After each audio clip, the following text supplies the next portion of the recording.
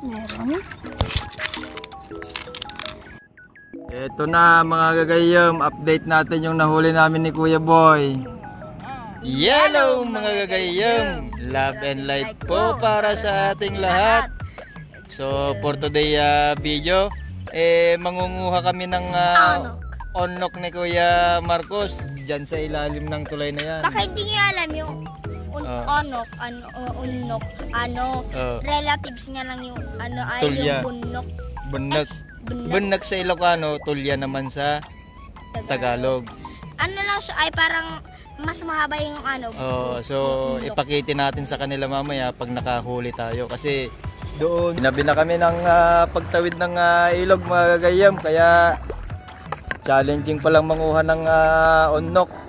Kaya pag may nakita kayo nagtitinda ng ganitong uri ng ulam sa palengke,